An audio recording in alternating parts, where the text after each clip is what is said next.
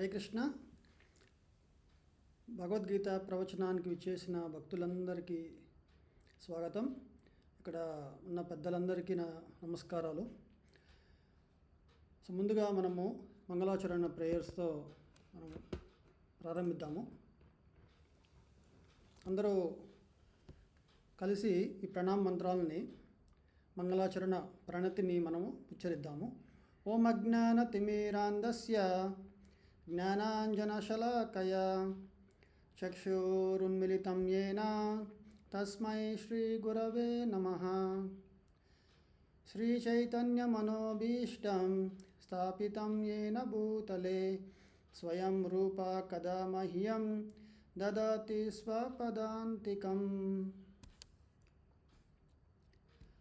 నమో ఓం విష్ణుపాదాయ కృష్ణప్రేష్ఠాయ భూతలే శ్రీమతే భక్తివేదాంత స్వామిన్నితి నామినే. నమస్తే సారస్వతే దేవే గౌరవాణి ప్రచారిణే నిర్విశేష శూన్యవాది పాశ్చాత్యదేశతారిణే. జయ శ్రీ కృష్ణ చైతన్య ప్రభు నిత్యానంద శ్రీ అద్వైత గదాధర శ్రీవాసాది గౌరభక్తవృంద. హరే కృష్ణ కృష్ణ కృష్ణ హరే హరే హరే రామ రామ రామ హరే హరే. హరే కృష్ణ కృష్ణ కృష్ణ హరే హరే హరే రామ రామ రామ హరే హరే. హరే కృష్ణ కృష్ణ కృష్ణ హరే హరే హరే రామ రామ రామ హరే హరే. మూకం కరోతి వాచాలం పంగుం లంఘయతే గిరిం యత్కృపాతమహం వందే శ్రీగురుం దీనతారణం పరమానందమాధవం శ్రీచైతన్యమీశ్వరం. హరి ఓం తత్సత్. ఓం నమో భగవతే వాసుదేవాయ. ఓం నమో భగవతే వాసుదేవాయ. ఓం నమో భగవతే వాసుదేవాయ. హరే కృష్ణ.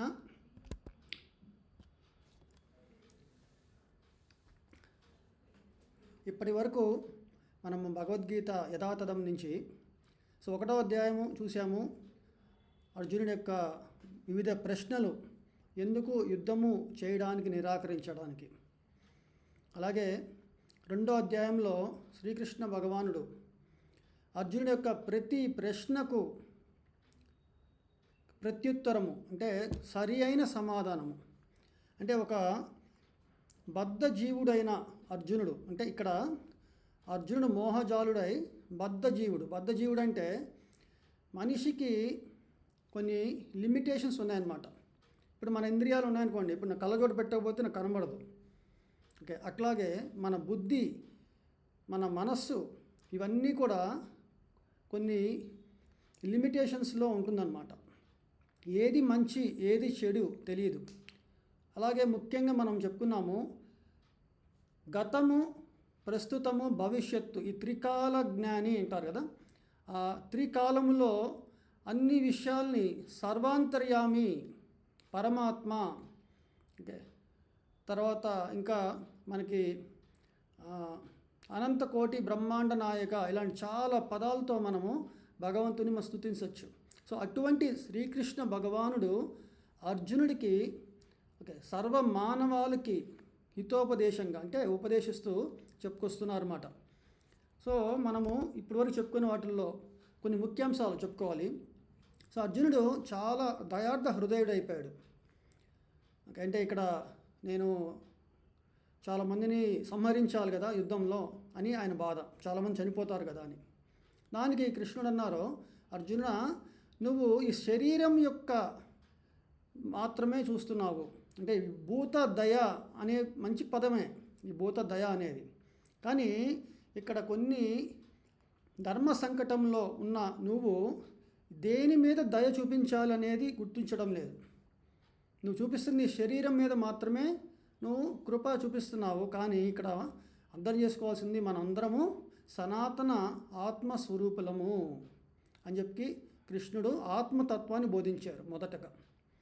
తర్వాత అర్జునుడు అన్నారు, నాకు ఇక్కడ అన్ని విపరీతాలే కనబడుతున్నాయి కృష్ణ, ఈ యుద్ధము వల్ల ఎటువంటి శ్రేయస్కరము లేదు అన్నదానికి శ్రీకృష్ణ భగవానుడు కర్మ గురించి ప్రస్తావించారు. మొదటగా అంటే నువ్వు ఒక ధర్మ ఆచరణ చేయటంలో ఫస్ట్ ఈ శరీర తత్వం ఉంటుంది. ఓకే, ఒక్కొక్కళ్ళు ఒక తత్వం స్వభావం ఉంటారు. అలాగే నీ స్వభావం క్షత్రియుడు. ఈ క్షత్రియుడికి యుద్ధము అనేది చాలా శ్రేయస్కరము, అనివార్యమైన యుద్ధంలో, అది ధర్మ యుద్ధంలో. ఎందుకంటే యుద్ధంలో గెలిస్తే తన విజయలక్ష్మి వరిస్తుంది, ఒకవేళ ఓడినా కూడా తనకి స్వర్గప్రాప్తి కలుగుతుంది అని చెప్పేసి శ్రీకృష్ణ భగవానుడు సకామ కర్మకాండ అనేది ప్రస్తావన చేశారన్నమాట. తర్వాత అర్జునుడు అన్నారు, వీళ్ళందరినీ పెద్దవారిని సంహరించడంలో నాకు చాలా పాపం కలుగుతుంది కదా అన్నదానికి శ్రీకృష్ణ భగవానుడు నిష్కామ కర్మయోగము లేదా బుద్ధి యోగము గురించి ప్రస్తావించారు. సో ఇక్కడ మనం 3 పదాలు అర్థం చేసుకోవాలండి. ఒకటి, నేను ఇక్కడ కొన్ని నోట్స్ లాగా పెడుతున్నాను ఇంగ్లీష్లో, మీకు అర్థం కాకపోయినా నేను చెప్తాను అనమాట. ఒకటి, మనం ఎవరమో మనం గుర్తించాలి. మొదటగా ఇంతకాలము మనం అనుకుంటున్నాము, మనము ఈ శరీరము అనుకుంటూనే ఉన్నాం. నేను పలానా వ్యక్తిని, నాకు పలానా ఉద్యోగము, పలానా నాకు డెసిగ్నేషన్స్ ఉంటాయి, ఇంజనీరు, డాక్టర్, లాయరు ఇట్లాగా. కానీ నేను ఎవరిని అని మనం ఎప్పుడు అర్థమవుతుందంటే, ప్రభుపాదుల వారు అన్నారు, ఒక మనిషి చనిపోయిన తర్వాత అంటారు, ఓ అతను తన శరీరాన్ని విడిచి వెళ్ళిపోయాడు. ఎవరు వెళ్ళిపోయాడు శరీరాన్ని విడిచి అనేదాన్ని ప్రస్తావన చేస్తే అక్కడ తెలుస్తుందన్నమాట. ఓకే, నిత్యమైన ఆత్మతత్వం అన్నమాట. అది ఫస్ట్ గుర్తించాలి. తర్వాత ఇంకోటి ఏం ఆలోచించాలంటే, మన కర్మలు జీవితాంతం మనం కొనసాగిస్తూనే ఉంటాం, ప్రతి నిత్యము కర్మలు చేస్తున్నాము. మరి కర్మలు ఈ శరీర తత్వానికి, అంటే శరీరంతో కూడిన ఈ స్వభావరీత్యా మనం కర్మలు చేయటము అనేది ఒక పద్ధతి. అంటే ఇప్పుడు అర్జునుడు క్షత్రియుడు కాబట్టి క్షత్రియ ధర్మం చేయాలి అర్జునుడు. అది కూడా వేదాల్లో ప్రస్తావించిన విధానంగా, అంటే వేదాల్లో నిర్దేశించిన విధానంగా కర్మలను, ఓకే, క్షత్రియోచిత కర్మలను అర్జునుడు చేయిస్తే దానివల్ల తన మనస్సు శుద్ధి చెందుతుందన్నమాట. ఓకే, అంటే పరిశుద్ధ ఆత్మ అవ్వడం అంటారు చూసారా, ఆ పరిశుద్ధ ఆత్మ అవ్వడానికి ఆ కర్మని భగవంతుడి యొక్క ఆదేశం మేరకు మొదటగా దాంట్లో తన స్వలాభం ఉంది. అంటే అంటారు కదా, స్వామి కార్యం స్వకార్యం అన్న చెప్పుకోవచ్చు అనమాట. క్షత్రియ ధర్మాన్ని చేయడం వల్ల ఏమవుతుంది, ధర్మం నిలుస్తుంది ముందు, అందరు ప్రజలని కాపాడినట్టు, ధర్మాన్ని నిలబెట్టినట్టు. ఓకే, రాజు యొక్క బాధ్యతగా తను వ్యవహరించవచ్చు. అది ఒకటి కృష్ణుడు చెప్పింది. రెండోది ఏంటంటే, నువ్వు ఆత్మస్వరూపుడివి అని ఎప్పుడైతే నువ్వు సంపూర్ణ అవగాహన కలుగుతుందో అప్పుడు ఏమవుతుందంటే నీ యొక్క కర్మలన్నీ కూడా, ఓకే, భగవత్ ప్రీతి కోసము, అంటే కృష్ణుడి యొక్క సంతోషం కొరకే నువ్వు కర్మలు చేయవచ్చు. దాన్ని భగవద్ ధర్మము అంటారు.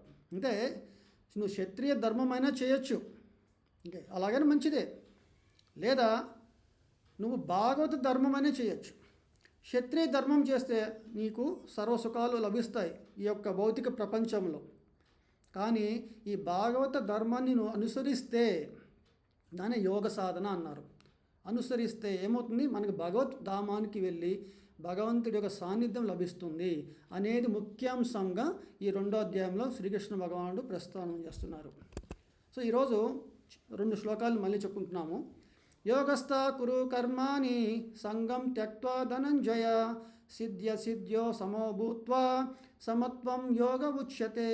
ఇక్కడ చూడండి, యోగ ఉచ్యతే అంటే యోగము అంటే ఏమిటి అంటే ఏమంటున్నారు, అర్జున నువ్వు కర్మని యోగ యొక్క భావనలో చేయాలి. అంటే సమభావము అని చెప్పారు ఇక్కడ.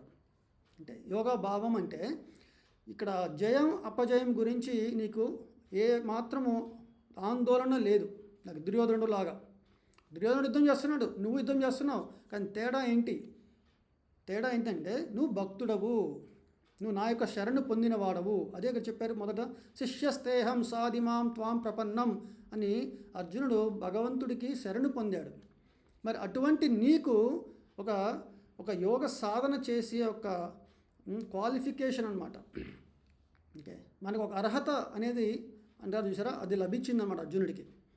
ఆ అర్హతతో ఏమవుతుంది, సమభావముతో జయ అపజయములందు ఎటువంటి ఆందోళన లేకుండా కేవలము ఓకే భగవంతుడి యొక్క ప్రీతి కొరకే ఓకే తన కర్మలను చేయవచ్చు అని చెప్పడాన్ని ఇక్కడ శ్రీకృష్ణ భగవానుడు చెప్పారు.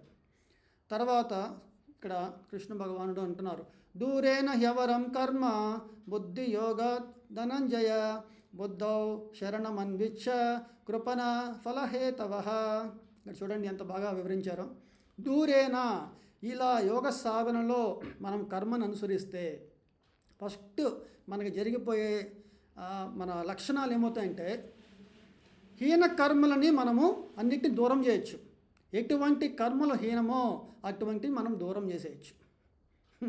సో ఇది ఫస్ట్ చూడగానే మన మనసుకు అనిపిస్తుంది ఏంటంటే, నేను ఇన్ని జన్మలలో ఎన్నో కార్యకలాపాలు చేసి ఉండొచ్చు, కానీ నాకు అవన్నీ గుర్తులేవు. కానీ ఈ జన్మలో నా స్వభావాన్ని బట్టి ఓకే నాకు హరిషడ్ వర్గాలు కామ క్రోధ లోభ మోహ మద మాశ్చర్యాలు ఏ యొక్క డిగ్రీలో ఉన్నాయో దాన్ని బట్టి మనం అవగాహన చేసుకోవచ్చు ఎటువంటి రీతిలో మనము పుణ్యం సంపాదించాము ఓకే కొన్ని జన్మల ఓకే సుకృతం వల్ల అని మనం అనుకోవచ్చు.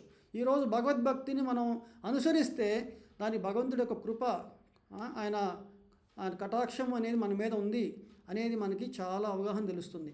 సో ఇక్కడ అర్జునుడికి వివరిస్తున్నారు అన్నమాట శ్రీకృష్ణ భగవానుడు. దూరేన ఎవరం అంటే ఈ యొక్క హీన కర్మలను దూరం చేసి ఈ బుద్ధి యోగంలో శరణు పొందుము. అలా పొందిన వాడే ఈ మనుష్య జన్మకి సార్థకతని అనుభవిస్తాడనమాట. లేదంటే ఒక జంతు ప్రవృత్తి కలుగుతుందన్నమాట. ఇది బాగా గమనించాలి మీరు. జంతు ప్రవృత్తి అంటే తినడము, నిద్రపోవడము, సంగమించడము, తనను తను కాపాడుకోవడము. Okay, eating, sleeping, mating, defending ఈ 4 కార్యకలాపాలు మాత్రమే చేసేదే జంతు ప్రవృత్తి. అదే ఒక మనిషి తన ఓకే మను సంహితాలు చెప్పారు సరే రాజు యొక్క బాధ్యతలు ఏంటో అట్లాగే మనకి ధర్మశాస్త్రాలు ఉన్నాయి. అలాగే దాన్ని మించి ఉపనిషత్తులు ఉన్నాయి. అంతకు మించి భాగవత ధర్మాలు అంటే శ్రీమద్ భాగవతము మనకి చాలా చెప్పబడింది అన్నమాట. అందులో మనకేం చెప్తున్నారంటే భగవంతుడి కోసమే పని చేసే అంటే ఆ దృక్పథం కల్పించుకోవడం అన్నమాట. దాన్నే భాగవత ధర్మం అంటారు. ఆ భాగవత ధర్మమే ఇక్కడ బుద్ధి యోగము అని మనం అనుకోవాలన్నమాట. తర్వాత కృష్ణుడు అంటున్నారు ఇలాగా ఈ యొక్క భగవత్ కర్మల్ని మనము చేయగలిగితే ఏమవుతుంది మనకి దీని గురించి ప్రస్తావిస్తూ బుద్ధియుక్తో జహాతీహ ఉభే సుకృత దుష్కృతే తస్మాత్ యోగాయ యుజ్యస్వ యోగ కర్మసు కౌశలం. యోగ కర్మసు కౌశలం అన్నారు. అంటే యోగం అనేది చాలా మనకి ఒక కౌశలం అంటే ఒక ఎక్స్పర్టీస్ అన్నమాట. ఒక పర్ఫెక్షన్ని తీసుకెళ్ళగలిగే మనకి ఒక అవకాశం లభిస్తుంది. మరి ఆ పర్ఫెక్షన్ అంటే ఏంటి అనేది మనకు ఒక అవగాహన లేదు కదా. ఆ పర్ఫెక్షన్ అంటే ఏంటి లైఫ్లో? చాలా ధనం సంపాదించడమా, లేదా చాలా ఆనందంగా బతకడమా, అంటే సర్వ సుఖాలు అనుభవించడమా, సర్వభోగాలు అనుభవించడమా, ఇలాగా కెరీర్లో చాలా మనం వెల్ సెటిల్డ్ ఫ్యామిలీ అంటుంటారు కదా కొంతమంది. మరి దేని గురించి కృష్ణ భగవాన్ ఇక్కడ చెప్తున్నారంటే మనం చేసిన ప్రతి కర్మకి దానికి ఒక రియాక్షన్ అంటే కర్మ బంధనం అనేది ఏర్పడుతుంది. దానివల్ల ఈ జన్మ నుంచి మళ్ళీ ఇంకొక జన్మ ఎత్తాలి. మళ్ళీ ఆ జన్మ ఎటువంటిదో మనకు తెలియదు. మనం పుణ్యం చేస్తే పుణ్యము అనుభవించాలా, దాని యొక్క సుఖం అనుభవించాలా, సంతోషము. అదే పాపం చేసుంటే ఆ పాపంకి మనం దాని యొక్క దుఃఖం అనుభవించాలి. అంటే ఈ పుణ్యము పాపానికి తగ్గట్టుగా సుఖ దుఃఖాలని అనుభవించడానికి మళ్ళీ వేరొక శరీరానికి మనము వెళ్ళాల్సి ఉంటుంది. మరి నేను ఇప్పుడు పుణ్యం చేసిన గొప్పగా బతకడాల్సి ఏముంది? ఈ జన్మలో పుణ్యం చేశాను, వచ్చే జన్మలో మళ్ళీ జన్మం తీసుకోవాలి. తల్లి గర్భంలో 9 మాసాలు పడే బాధ, ఆ వేతన అనేది చెప్పబడింది శాస్త్రాల్లో. మరి అది పడాలా. మళ్ళీ మనం ఇంకా కృష్ణ భగవాన్ చెప్పారు కదా, బాల్యము, తర్వాత యవ్వనము, వృద్ధాప్యము, ఈ అన్ని దశల్లో పడాల్సిన బాధలన్నీ ఉన్నాయి కదా. మరి వీటి వల్ల నేను అనుభవించే నిజమైన ఆనందం, సుఖము, ఆ సచ్చితానందం అనేది నాకు లేదు కదా అనేది ఆ బుద్ధి అనేది ఏర్పడుతుందన్నమాట ఆ భగవంతుడు చేసే సేవలో. ఓకే, సో ఆ సేవలో బుద్ధి ఏర్పడడం వల్ల బుద్ధి యోగం అని చెప్తున్నారు కదా, ఏమవుతుంది ఈ యొక్క శ్లోకంలో శ్రీకృష్ణ భగవాన్ అంటున్నారు జహాతి ఇహ. ఓకే, ఈ యొక్క బుద్ధి యోగంలో ఉభే సుకృత దుష్కృతే అంటే సుకృతం దుష్కృతం పుణ్య పాపాల ఫలితాల నుండి పూర్తిగా విముక్తుడైపోతాం అన్నమాట. అంటే సర్వ కర్మల నుంచి మనం విముక్తి పొందుతాము అని చెప్తున్నారు. ఓకే, భక్తియుక్త సేవయందు నియుక్తుడైన వాడు ఈ జన్మమునందే సుకృత దుష్కృత ఫలముల నుండి విముక్తుడగును. అందుచే సర్వ కర్మల యందలి నేర్పు అయినటువంటి ఈ యోగము కొరకు యత్నించుము అని చాలా చక్కగా వివరించారు ఇక్కడ. ఓకే, అంటే మన గురించే కర్మలు చేసేవారిని, ఓకే, ఒక రకము భగవత్ ప్రీతి కోసం కర్మలు చేసేవారిని ఈ రెండు వర్గాలుగా మనం చెప్తే, మొదటి రకం వాళ్ళు పుణ్యం చేస్తారు, పాపం చేస్తారు. ఓకే, వాళ్ళకి వచ్చే జన్మలో చాలా ఐశ్వర్యము, మంచి జన్మ ఉండొచ్చు, మంచి చదువు, మంచి అందము, అన్ని రకాల సౌఖ్యములు కలగవచ్చు. కానీ మళ్ళీ జన్మ ఎత్తాలి, మళ్ళీ చావు ఉంటుంది. అంటే పునరపి జననం పునరపి మరణం. ఎవరైతే బుద్ధి కుశలుడో అతని ఆలోచన ఎట్లా ఉంటుందంటే, భగవంతుడి యొక్క కృపా కటాక్షం వల్ల నాకు ఈ సుకృత దుష్కృత ఫలములు నాకు వద్దు, నాకు భగవంతుడి యొక్క శరణ పొంది ఆయన భగవద్ధామానికి చేరుకోవడమే నా యొక్క జీవిత పరమావధి అని తెలుసుకోగలుగుతాడనమాట. అది ఇక్కడ శ్రీకృష్ణ భగవాన్ చెప్తున్నారు. అప్పుడు మనకి ఇక్కడ ఇక ఆ బాధ ఎక్కడ వచ్చింది, ఆ యుద్ధం చేయడం వల్ల ఓకే నాకు పాపాలు అంటుతాయి అని చెప్తున్నాడు అర్జునుడు. కృష్ణ భగవాన్ ఏం చెప్తున్నారు, నువ్వు యుద్ధం చేసేది నా కొరకు, నేను చెప్పిన ధర్మాన్ని నువ్వు పాటిస్తున్నావు, అటువంటప్పుడు నీకు పాపం ఎక్కడ అంటుతుంది అనేది శ్రీకృష్ణ భగవాన్ యొక్క ప్రశ్న అన్నమాట. కర్మజం బుద్ధియుక్తా హి ఫలం త్యక్త్వా మనీషిణః జన్మబంధ వినిర్ముక్త పదం గచ్చంత్యనామయం. పదం గచ్చంతి, ఓకే, పరం పదం అని చెప్పారు మన శాస్త్రంలో. సో ఇక్కడ ఏమన్నారంటే, ఈ విధముగా భక్తియుక్త సేవయందు నియక్తులైన మునులు లేక భక్తులు ఈ భౌతిక జగత్తునందు కర్మ ఫలముల నుండి తమను విముక్తులను కావించుకుందరు. అంటే సంపూర్ణంగా, అంటే మనకి పుణ్యమున్నా కూడా మళ్ళీ జన్మ ఉంటుంది కాబట్టి ఆ ఫలముల నుండి కూడా విముక్తిని కావించుకుందరు. ఈ విధముగా వారు జనన మరణ చక్రం నుండి విడిపడి భగవద్ధామమును తిరిగి చేరుట ద్వారా దుఃఖరహితమైన స్థితిని పొందుదురు. ఇది మనం చాలా చక్కగా అర్థం చేసుకోవాలి. ఓకే, మనకి జైల్లో ఉన్నామండి. జైల్లో మంచి పనులు చేశాడు. జైల్లో వాళ్ళని తీసుకెళ్ళి మంచి ఏసీ ఫ్రిడ్జ్ అన్నీ పెట్టి ఇక్కడ ఉండండి మీరు అని చెప్పారు. ఇంకొకతను కొంచెం తప్పుడు పనులు చేస్తున్నారు, తీసుకెళ్ళి చీకటి గదిలో పెట్టారు.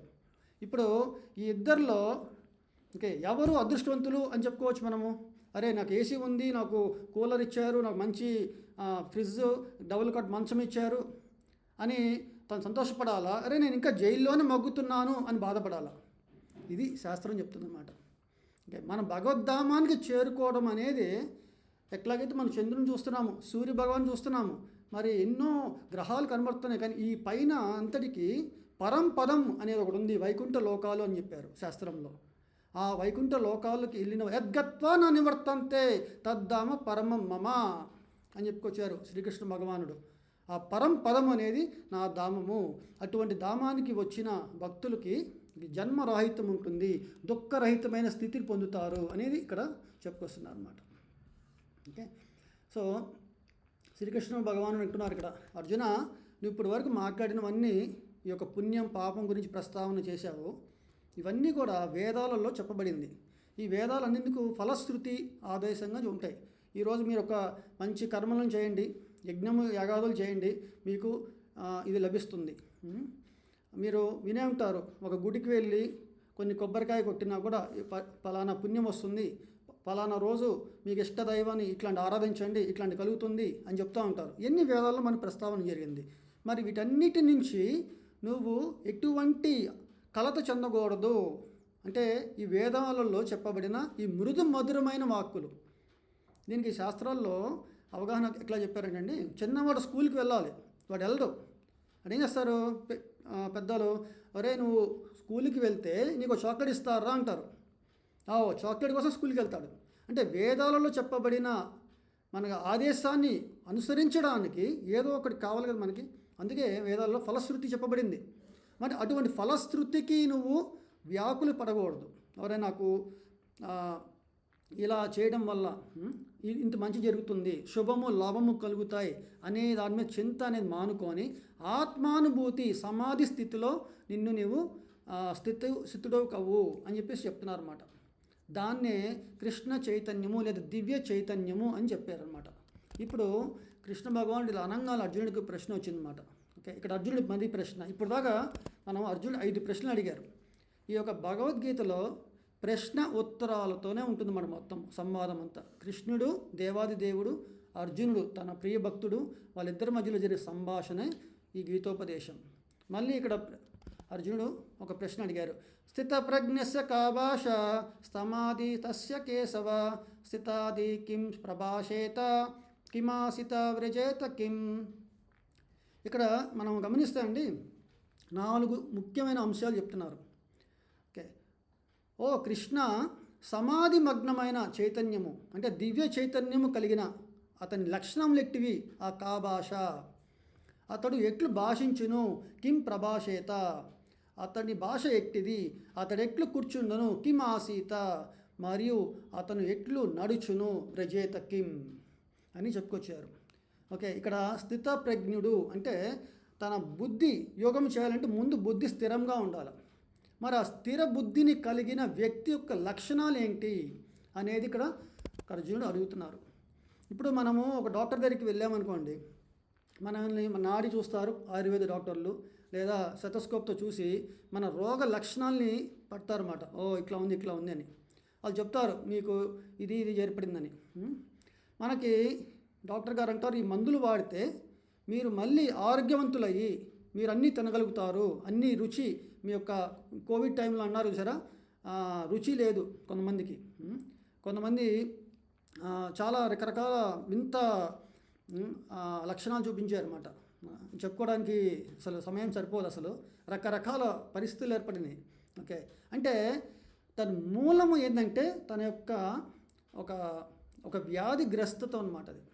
ఓకే, అంటారు సరే, ఒక వ్యాధిన పడిన వారికి ఆరోగ్యవంతమైన జీవితం లక్షణాలు ఏంటి అనేది తెలుసుకోవాలని ఎంత కుతూహలం ఉంటుందో ఇక్కడ అర్జునుడికి కలిగింది.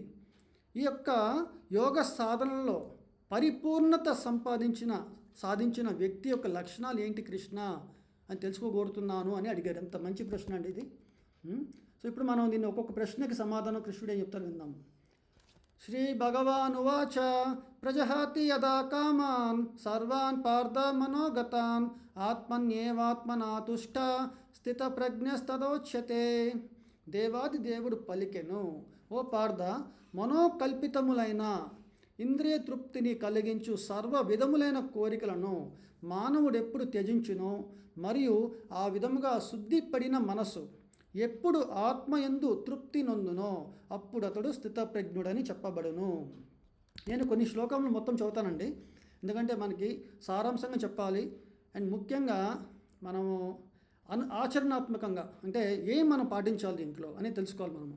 ఇక్కడ మొదటగా లక్షణాల్లో మనకి కలుగుతున్న వివిధ రకమైన కోరికలు. ఓకే, ఏ క్షణంలో ఏ కోరిక పుడుతుంది ఎవరు చెప్పలేరు. మీరు ఒక జ్యోతిష్ శాస్త్రానికి వెళ్ళినా కూడా ఎందుకు నాకు ఇలా కలుగుతుంది అని అడిగినా కూడా ఎవరు చెప్పలేరు అనమాట. ఓకే, సో దాన్ని బట్టి ఇక్కడ మనం చెప్తున్నారు, మన హృదయము పరివర్తన జరగనంత వరకు, అంటే హృదయ పరివర్తన జరగనంత వరకు ఈ మనస్సు చాలా వికలమై ఉంటుంది. ఆ వికలమైన మనసుకి ఏమవుతుంది? రకరకాల కోరికలు జనిస్తాయి అన్నమాట. ఓకే, మరి ఆ రకాల కోరికల్ని నిగ్రహించడం అంత ఈ సులభమా? అది కాదు కదా. ఇక్కడ కృష్ణుడు అంటున్నారు, ఆ కోరికల్ని త్యజించడం అంటే తన మనసు శుద్ధి పడింది సమయము. తన మనసు శుద్ధి ఎప్పుడు చెందుతుంది? తను ఎప్పుడు ఆత్మ యందు తృప్తి పొందుతాడనమాట. అర్థం చేసుకోండి. ఇక్కడ మనం ఎప్పుడైతే ఆత్మ యందు తృప్తి పొందుతామో, ఓకే, అంటే ఆత్మ యందు తృప్తి పొందడం అంటే ఏంటి? ఇప్పుడు ఒక గొప్ప ధనికుడు ఉన్నాడండి, చాలా రిచెస్ట్ మ్యాన్. ఆ రిచెస్ట్ మ్యాన్కి చాలా కార్లు ఉన్నాయి, చాలా బంగళాలు అన్నీ ఉన్నాయి. ఇవన్నిటి నుంచి తనకి ఆనందం వస్తుందా అంటే వస్తుందని చెప్పచ్చు. కానీ నిజమైన ఆనందము తనకి ఎక్కడ కలుగుతుందంటే తన ఇంత ఆస్తిని తనకి ఆ భాగ్యాన్ని కలిగించిన తన తల్లిదండ్రుల మీద ఉన్న ప్రేమ, ఓకే, లేదా తన ఆనందాన్ని పంచుకోవడానికి ఉన్న తన భార్య పిల్లలతో, ఓకే, ఆ ఉన్న ప్రేమ వల్లనే తను సంపూర్ణ తృప్తిని చెందుతాడనమాట. లేదంటే ఒక్కడే అనుకోండి, రోజు కారులో ఒక్కడే తిరగడం, పెద్ద బంగ్లాలు ఒక్కడే ఉండడము, ఒక్కడే తినడము, దానివల్ల అతనికి ఏం తృప్తి వస్తుంది చెప్పండి? సో ఇక్కడ మనకి కావాల్సింది ఏంటంటే రిలేషన్షిప్ అన్నారు. ఓకే, సుత మిత రమణి సమాజే, మన ఆచార్యులు చెప్పారు, ప్రతి ఒక్కరూ ఒక సనాతనమైన సంబంధాల గురించి, ప్రియ పాత్రమైన సంబంధాల గురించి, ఓకే, పరితపిస్తున్నారు అన్నమాట. ఓకే, మనకి అంటారు చూసారా, ఒక మంచి ఫ్రెండ్ దొరికితే, అంటే పేరెంట్స్ ఉన్నారు, సిస్టరు, బ్రదరు, అట్లాగా చాలా కజిన్స్ అందరూ ఉన్నారు. స్కూల్కి వెళ్ళేటప్పుడు నాకు ఒక ఫ్రెండ్ కావాలి ఎందుకు అనిపిస్తుందండి? అక్కడ కూడా ఒక రిలేషన్ కావాలి, ఎక్కడ ఉన్నా కూడా నాకు ఒక రిలేషన్ ఉండాలి. అందుకే ఇది ఒక ప్రస్తావన ఇక్కడ చేయాలండి. ఇక్కడ భగవంతుడు ఎప్పుడు కూడా ఒంటరిగా ఉండడు. కొంతమంది శ్రీకృష్ణుని ఒంటరిగా ఆరాధిస్తుంటారు. ఎక్కడ కూడా శ్రీకృష్ణ భగవానుడు ఒంటరిగా ఉండడు. ఆయన దగ్గర గోమాత అయిన కామధేను, లేదా శ్రీమతి రాధారాణి, రాధాకృష్ణులు, లేదా వాళ్ళ గోపీస్, ఓకే, గోపాస్, ఇట్లా రకరకాల, ఓకే, తన పరిజన్యంతో ఉంటారన్నమాట ఇప్పుడు. ఓకే, మీరు ఏ ఇస్కాన్ మందిరానికి వెళ్ళినా చూడండి, ఓకే, ఎంత అలంకరణ దేదీప్యమానంగా రాధాకృష్ణ దర్శనం మనకు కలుగుతుంది. ఓకే, సో భగవంతుడు కూడా, ఓకే, తన ఆత్మశక్తి అంటే అంతరంగ శక్తి అంటారు. ఆ శక్తి ఎవరంటే ప్రధానంగా చెప్పిన శ్రీమతి రాధారాణి. వాళ్ళ ఇద్దరి మధ్యలో ఉన్న, ఓకే, ఆ ప్రేమ ఎటువంటిది అనేది తెలుసుకోవడం అనేది మన సంపూర్ణ భాగవత ధర్మం అన్నమాట. అంటే మనం చాలా గొప్పగా సాధన చేస్తే హరే కృష్ణ మంత్రాన్ని మనము చాలా దాని ఏమంటారంటే అపరాధం లేకుండా, ఎటువంటి అనర్థాలు లేకుండా మనం ఎప్పుడైతే ఉచ్చరిస్తామో భగవంతుడి యొక్క ప్రీతితో, అప్పుడు మాత్రమే మన భగవంతుడి యొక్క దివ్యమైన ఆ దర్శన భాగ్యం మనకు కలుగుతుంది. ఓకే, అప్పుడు కలిగినప్పుడు మనలో తెలుస్తుంది ఏంటంటే ఈ ప్రపంచం మొత్తము విశ్వం పూర్ణ సుఖాయతే అని చెప్పారు ఆచార్యులు. అతనికి కష్టమే కలగదు, ఎక్కడికైనా వెళ్తాడు, ఎక్కడైనా హ్యాపీగా ఉంటాడు అన్నమాట. ఓకే, సో దీనికి భాగవతంలో కూడా, ఓకే, చాలా చెప్పారు, నరకమైన స్వర్గమైన సమానమే. ఓకే, నారాయణ పరా సర్వే నకుటిశ్చన బిభ్యతి స్వర్గాపవర్గేషు తుల్యాత దర్శిన. ఓకే, స్వర్గాపవర్గ నరకేషు తుల్యాత దర్శిన అంటే తుల్య అంటే సమానమే. ఎందుకు కలిగిందండి అతనికి? తను భగవంతుడి యొక్క సత్సంబంధంలో సంపూర్ణమైన తృప్తితో ఉన్నాడనమాట. ఓకే, ఆ దశకి వచ్చినప్పుడు, ఓకే, తన స్థితప్రజ్ఞుడు అంటే తన బుద్ధిని కంప్లీట్ ఒకే లక్ష్యం పైన తన ఫోకస్ అయి ఉంటుంది. ఓకే, ఇది చాలా ముఖ్యంగా ఈరోజు మనం అర్థం చేసుకోవాలి. అప్పుడు తను ఎట్లా స్పందిస్తాడు? ఇందాక అనుకున్నాం కదా, తన భాష ఎటువంటిది, ఎలా మాట్లాడతారన్నారు కదా. భాష అంటే స్పందించడం. ఎవరన్నా అరిశారనుకోండి, మనం కూడా కోపంగా మాట్లాడతాం. ఏదైనా జరిగిందనుకోండి, మనం వెంటనే స్పందిస్తాం. ఆ స్పందించే విధానం, లక్షణం ఎలా ఉంటుంది అనే దాన్నే అక్కడ అర్జునుడు అట్లా అడిగారన్నమాట. దుఃఖేషు అనిజ్ఞ విజ్ఞమన సుఖేషు విగత స్పృహ వీతరాగ భయాక్రోధ స్థితాధీర్మునిరుచ్యతే. ఇక్కడ ముందు అటువంటి ఆత్మస్థితిలో ఉన్న భక్తుడికి ఈ దుఃఖములు సుఖములు రెండు కూడా తనని ఎటువంటి కలత చెందదు. మీరు అర్థం చేసుకోవాలి. ఇక్కడ దుఃఖములు అంటే మనకి 3 రకాల దుఃఖాలు ఉన్నాయి. ఆధ్యాత్మిక, ఆది భౌతిక, ఆది దైవిక. ఈ 3 రకాల ఈ దుఃఖములలో ఎటువంటి మనస్సు వికలం కాకుండా చూడగలుగుతుంది అన్నమాట. అంటే సుఖము కలిగినప్పుడు మనం చాలా ఉప్పొంగిపోతాం. నేను చాలా గొప్ప సాధించాను నేను అని చెప్పేసి, నేను సక్సెస్ అయ్యాను, నాకు అందరి మధ్య చాలా ప్రశంసలు అందినాయి, ఎట్లాంటి రకరకాలుగా మనల్ని మనం గొప్పగా చూసుకోవచ్చు.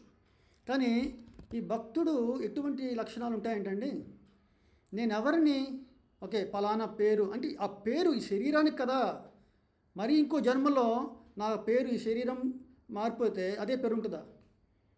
అంటే ఎన్ని జన్మలు ఎత్తుంటానో ప్రతి జన్మలో ఏ పేర్లు ఉన్నాయో, ఏ యొక్క స్వరూపం ఉందో నాకు, అంటే ఒక్కోసారి మనిషిగా ఉండొచ్చు, దేవతగా పుట్టొచ్చు, జంతువుగా పుట్టొచ్చు. మరి ఈ శరీరానికి సంబంధించిన వాటి గురించే కదా నా ఆరాటం అంతా. అంటే ఆ సుఖము కానీ దుఃఖము కానీ అది భగవంతుడి యొక్క ఒక సాన్నిధ్యంలో మనకి, అంటే ఆయన యొక్క సంబంధంలో, ఆయన యొక్క సేవలో మనకేమన్నా బాధ సంతోషం ఉందా? అంటే అయ్యో నేను ఈరోజు సమయానికి నేను ఆయనకి నివేదన అర్పించలేదే అని బాధ ఏమైనా కలిగిందా? లేదా ఈరోజు నేను చక్కగా వంట చేశాను, భగవంతుడు నివేదన చేశాను, నాకు చాలా తృప్తి కలిగింది అని సంతోషం వేసిందా? అది కాదు అక్కడ. ఓకే, మనకి జనరల్గా అంతే కదండి. సో అందుకని ఇక్కడ ఏం చెప్పారంటే, ఈ యొక్క ఆత్మస్థితిలో ఉన్న వాళ్ళకి ఈ భౌతికమైన సుఖమైన దుఃఖమైన ఒకటే. అతనికి ఆసక్తి లేదు, భయము లేదు, క్రోధము లేదు.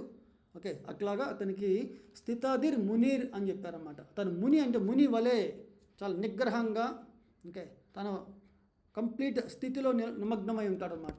సో అది భగవంతుడు చెప్తున్నారు. అతను ఎటువంటి వాటికి స్పందించాడు ఈ భౌతిక జగత్తులో. ఓకే, అలాగే మంచి చెడులను ప్రశంసించుట కానీ ద్వేషించుట కానీ చేయడు. ఇప్పుడు ఏదైనా మంచి జరిగిందనుకోండి, కొంతమంది అరే నువ్వు చాలా లక్కీ అని చెప్తారు.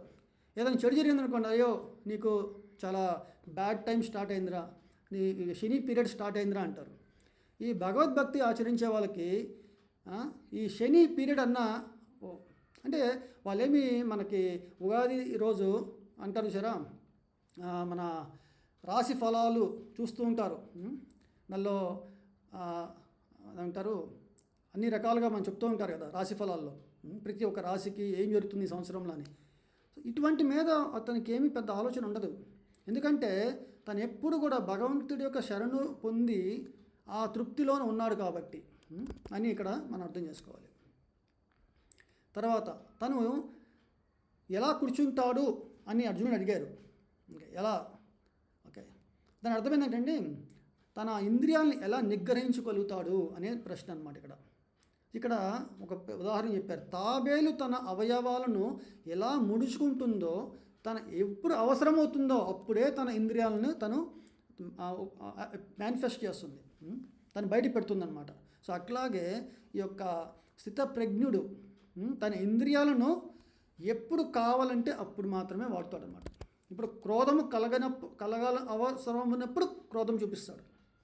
ఓకే, ఇప్పుడు హనుమంతుల వారు క్రోధం చూపించారు. సీతాదేవిని తీసుకువెళ్ళారు, సుందరాకాండలో లంక దహనం చేశారు, అక్కడ క్రోధం ఉంది.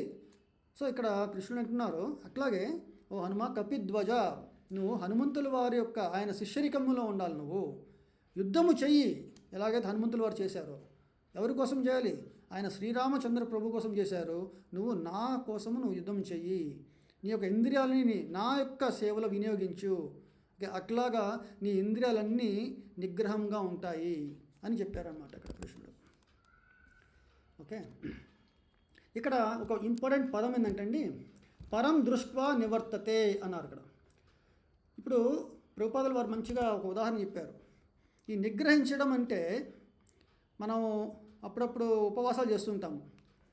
ఉపవాసాలు చేస్తున్నప్పుడు సాయంత్రం మధ్యాహ్నం పూట వంటలు ప్రారంభమవుతాయి. ఓకే, ఉదయం నుంచి ఉపవాసం చేసి సాయంత్రం చంద్రుణ్ణి నక్షత్రాలని చూసి మనం ఉపవాసాన్ని విరమిస్తారు, పెద్దలు చూస్తుంటాము.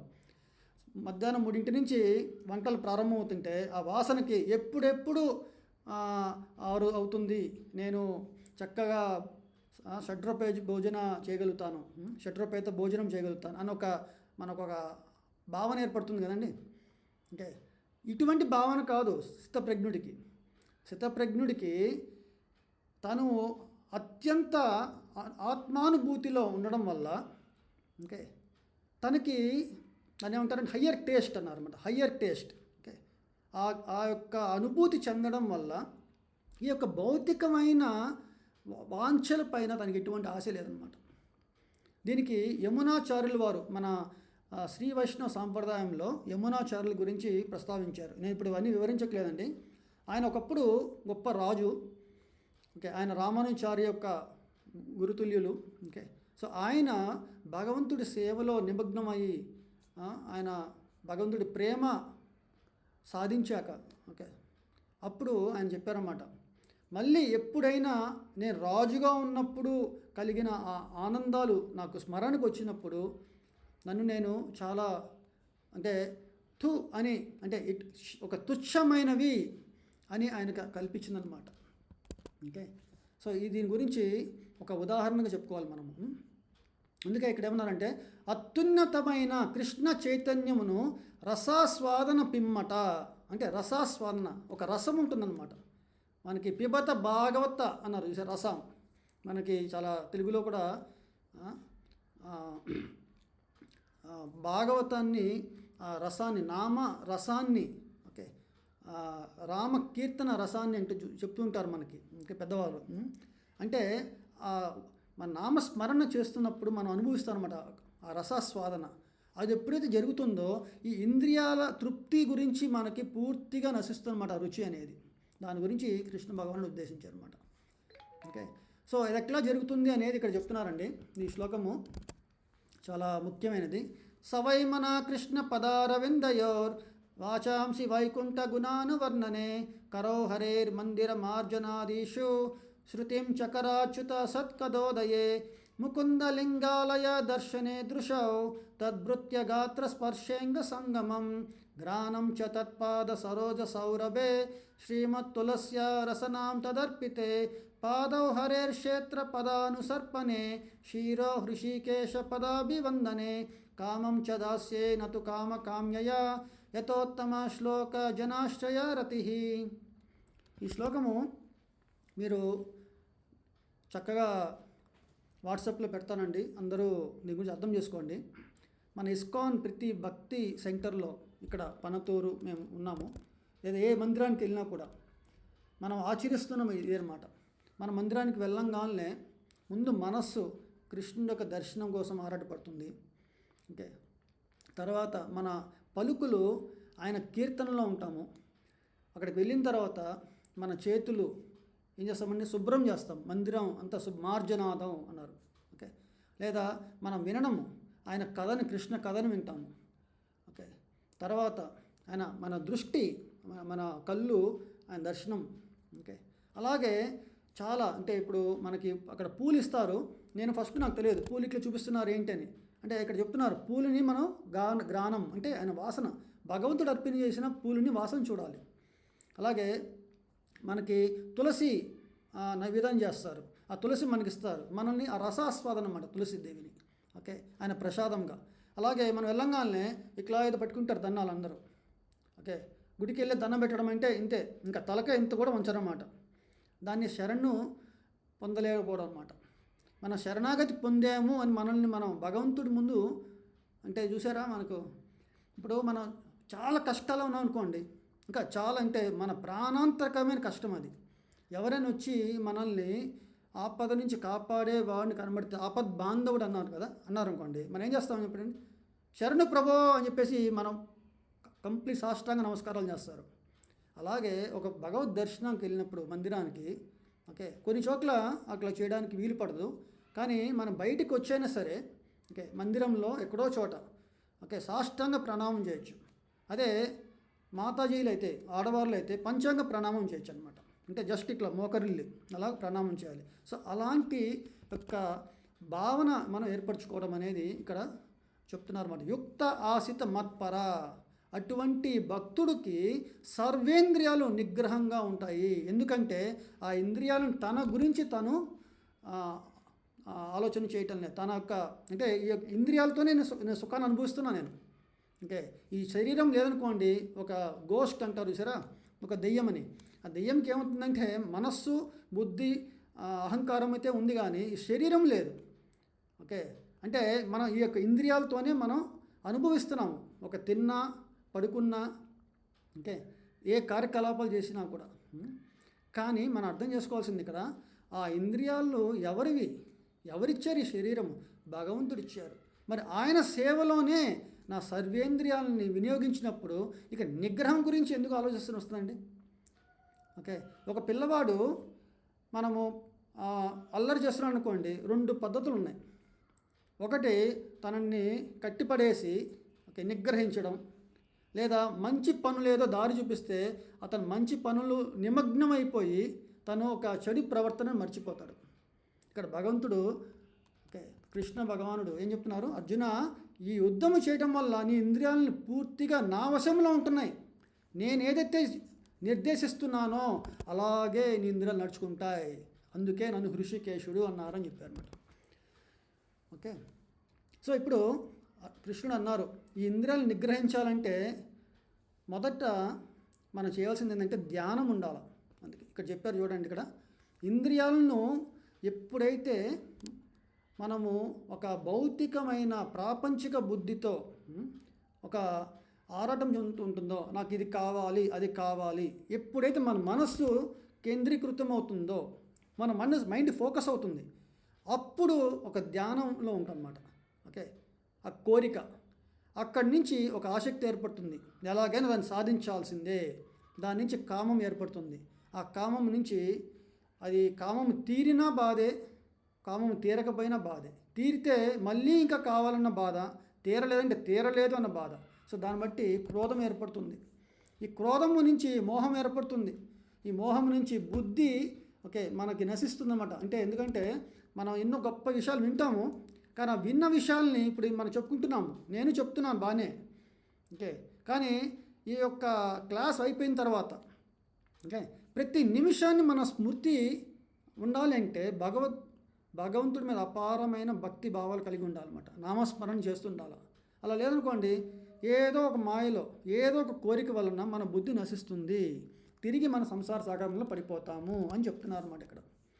ఓకే, అందుకే అర్జునుడు అడిగారు, మరి అటువంటి స్థితప్రజ్ఞుడు ఓకే లక్షణాలు చెప్పావు ఓ కృష్ణ, అతని యొక్క నడవడిక ఏంటి అని అడుగుతారు అన్నమాట. అంటే తను ఫస్ట్ మనం చెప్పుకున్నట్టుగా ఎట్లా స్పందిస్తాడు ఓకే, తర్వాత ఎలా తను నిగ్రహిస్తాడు ఇంద్రియాలని. సో ఓకే ఇప్పుడు తన ఇంద్రియాలను ఎలా తను నడవడికలో వాడుకుంటాడు ఓకే అని చెప్తున్నమాట. ఇక్కడ ఏం చెప్పారు, సమస్తమైన రాగద్వేషముల నుండి విముక్తి ఓకే నియమ నిబంధనలను అనుసరించి వర్తించుట. ఇప్పుడు నియమాలు ఎందుకు అని ఇక్కడ ఒక మాట చెప్పుకోవాలండి. ఇక్కడ మన పెద్దలు చాలామంది చెప్తారు శుభ్రంగా ఇట్లా ఉండాలి, స్నానం చేయాలి ఓకే, మనము ఇంట్లో ఎలా బాస్పట్లు వేసుకుని కూర్చోవాలి, పూజా మందిరంకి వస్తే ఎలా మనం నడుచుకోవాలి, ఇట్లాంటి రకరకాల పద్ధతులు మన ఇంట్లో పెద్దగా చెప్తూ ఉంటారు. పిల్లలకి ఏమనిపిస్తుందండి, ఎందుకు ఎన్ని రకరకాల రెస్ట్రిక్షన్స్ మాకు కండిషన్స్ పెడతారేంటి ప్రతిదానికి, మీకు దాని అంటారంటే పెద్దవారికి చిత్త చాపల్యము, వాళ్ళకి ఊరికే పిల్లల గురించి కంట్రోల్ చేస్తూ ఉంటారు అని మనం అనుకుంటూ ఉంటాము. కానీ ప్రతి ఒక్క నిబంధన వెనకాల ఓకే మనం భగవంతుడి యొక్క కృప పొందే అవకాశం ఉందన్నమాట. చిన్న చిన్నవి ఫర్ ఎగ్జాంపుల్ మనం చెప్పుకోవడానికి, మనం ఒక పండుని బజార్ నుంచి కొనుక్కొని వస్తాము ఓకే, ఆ పండుని రాగానే కడగకుండా తినేస్తే మన పెద్దవాళ్ళు అంటారు కడిగి తినరా అంటారు. కడిగితే ఏమవుతుంది, దాని మీద ఉన్న మలినాలన్నింటినీ మనం శుద్ధి చేసి చక్కగా తినచ్చు, దానివల్ల మనకి ఎటువంటి వ్యాధి రాదు అని మాత్రం మనకు అది చెప్పచ్చు. అదే ఒక భగవంతుడి యొక్క భక్తుడు ఏం చెప్తారండి, అరే నువ్వు ఇప్పుడే కదా తీసుకొచ్చావు బజారు నుంచి, మరి దాన్ని భగవంతుడు నివేదన చెయ్యి అని చెప్తారు. ఎందుకని, ఆ యొక్క పండుని నువ్వు తీసుకోవడం వల్ల దాని యొక్క కర్మ ఉంటుంది, దాని కర్మ యొక్క మళ్ళీ రియాక్షన్ అనేది ఉంటుంది. మరి ఆ కర్మ బంధంలోని చిక్కుకొని నీ సుఖ దుఃఖాలకి మళ్ళీ లోన్ అవుతావు. అది ఒక మలినమే, అది కూడా. అంటే మనం చూడగలిగే మలినము కొన్ని ఉంటే, చూడలేని మలినము అది ఓన్లీ ఆచార్యుల ద్వారా భగవంతుడి యొక్క గురు శిష్య పరంపర ద్వారా మనకి లభిస్తుంది. మరి అటువంటి మలినాలను కూడా శుద్ధి చేయాలంటే దానికి కొన్ని నియమ నిబంధనలు ఉంటాయి. సో ఇక్కడ మనము భగవంతుడు ఏం చెప్తున్నా అంటే, ఇంద్రియాలను నిగ్రహించాలంటే ఈ నియమ నిబంధనలను అనుసరించి భగవంతుని సంపూర్ణ కృపను పొందగలరు అని చెప్తున్నారు అన్నమాట. సో ఈరోజు నుంచి ప్రతి ఒక్కరు సంకల్పం ఉండాలి, నేను ఉదయాన్నే బ్రహ్మముహూర్తంలో నేను లెగవాలి, సూర్యుడు ఉదయించక ముందే నేను లెగవాలి, లెగిసి స్నానం చేసి చక్కగా ఓకే, భగవన్ నామస్మరణ చేయాలి. అదొక నియమ నిబంధన. అలా చేయడం వల్ల ఏమవుతుందంటే మనలో మలినాలు శారీరకంగా ఉన్నాయి, స్నానం చేస్తే పోతాయి. మరి మనసులోని మలినాల్ని ఎట్లా పోతాయి? అది నామస్మరణ ద్వారా పోతాయి అన్నమాట. కలికాలే నామరూపే కృష్ణావతార. హరేర్నామ హరేర్నామ హరేర్నామ ఏవ కేవలం కలౌ నాస్త్యేవ నాస్త్యేవ నాస్త్యేవ గతిరన్యత. ఇది బృహన్నారీ పురాణం చెప్పారనమాట. ఓకే, నారదులు మరియు వారు చెప్పారు. ఓకే, ఈ హరినామాన్ని మాత్రము మనము ఈ కలియుగంలో మనం చేయగలిగితే, ఈ హరినామాన్ని ప్రతి నిమిషం చేయగలిగితే మనకి భగవంతుడి కృప లభిస్తుంది, చాలా సులువుగా లభిస్తుందన్నారు. అది కలియుగ కనుకున్న గొప్ప లక్షణం అన్నమాట. ఓకే, సో ఇక్కడ ఇందాక మనం చెప్పుకున్నాం కదండి, ఈ ఎప్పుడైతే భౌతికమైన వాంఛల అంటే మనస్సు కేంద్రీకృతమై ఓకే అక్కడి నుంచి కామము, క్రోధము, ఓకే ఆ క్రోధం నుంచి బుద్ధి నశించి అక్కడి నుంచి మనం ఈ భావబంధాలు చిక్కుకుంటాము. మరి ఆ బుద్ధిని మళ్ళీ తిరిగి సుస్థిరంగా చేయాలి కదా, అదే కదా స్థితప్రజ్ఞుడు అంటే. సో ఇందాక నియమ నిబంధనలు చెప్పాం కదా, ఇక్కడ ఏం చెప్తున్నారంటే ఇట్లాగా భగవంతుడి యొక్క సంతృప్తి కొరకు నీ జీవితాన్ని ఓకే నువ్వు మరచుకోగలిగితే ఏమవుతాయి? ఈ తాపముల నుండి ఇందా చెప్పుకొని చూసారా, ఆధ్యాత్మిక ఈ శరీరం వలన, ఈ దేహం వలన, లేదా పక్కవారి వలన ఆది భౌతిక ఆది దైవిక ఓకే ఈ ఉపద్రవాలు చాలా శీతోష్ణ సుఖ దుఃఖాలన్నిటినీ ఓకే మనకి చెప్పుకోవచ్చు. వీటన్నిటినీ మనము సంపూర్ణమైన దాని అంటారంటే రిలీఫ్ అనేది కలుగుతుందన్నమాట. సో అటువంటి సంతృప్తితో మానవుడి యొక్క బుద్ధి మళ్ళీ శీఘ్రమే సుస్థిరమగును అని చెప్పారన్నమాట. అంటే ప్రసాదే సర్వ దుఃఖానాం, అన్ని దుఃఖాలు పోయానుకోండి మనస్సు మనకి ఏమవుతుందని సుస్థిరం ఏర్పడుతుంది. మనస్సు సుస్థిరం ఏర్పడితే మళ్ళీ బుద్ధిని మళ్ళీ మనల్ని స్థితప్రజ్ఞుడిగా మరల్చగలదన్నమాట. ఇక్కడ శ్రీకృష్ణ భగవానుడు చాలా మంచిగా ఒక మాట చెప్పారు. ఎవరి అయితే ఓకే మనస్సుని స్థిరంగా లేదో ఓకే బుద్ధి విశుద్ధముగా లేదో అంటే విశుద్ధ బుద్ధి లేదా స్థిరమైన మనసు లేదో వాళ్ళకి శాంతే ఉండదు. శాంతి లేకపోతే సుఖం ఎట్లా వస్తుంది? మరి ఇదన్నీ కలగాలంటే విశుద్ధ బుద్ధి కలగాలన్నా, స్థిరమైన మనసు కలగాలన్నా భగవంతునితో సంబంధం కలిగి ఉండాలి అని చెప్తున్నారన్నమాట. చూడండి ఎంత బాగా చెప్పారు ఇక్కడ శ్లోకంలో. నాస్తి బుద్ధి అయుక్తస్య, ఈ బుద్ధి యోగంలో, యోగం అంటే భగవంతుడితో మన సంబంధం ఏర్పరచుకోవడం అన్నమాట. అంటే మన పిల్లలకి మనం నేర్పించాల్సింది ప్రతి దినము భగవంతుడితో సంబంధాన్ని ఏర్పరచుకోవడానికి కావలసిన ఆ సమయాన్ని కేటాయించాలి. ఉదయాన్నే భగవంతుడి నామస్మరణ చేయటము పిల్లలు చేయొచ్చు. తులసి మహారాణి చుట్టూ ప్రదక్షిణం చేయటము. ఓకే, మీ ఇంట్లో పూజా మందిరం ఉంటే కాస్త సాష్టాంగ నమస్కారం చేసి, లేదా ఒక భగవద్గీత కానీ ఒక కృష్ణ ఒక పుస్తకాలు ఇట్లా చాలా ఉన్నాయి మనకి, వాటిని కాస్త టైంని కేటాయించి వాళ్ళకి పెద్దోళ్ళు చెప్తూ ఉంటే అలాగా వాళ్ళు భగవంతుడితో చిన్నప్పటి నుంచే ఓకే ప్రహ్లాద మహారాజ్ చెప్పారు, కౌమారం ఆచితే ప్రజ్ఞ ధర్మాన్ భాగవతానిహ మానుషం దుర్లభం జన్మ.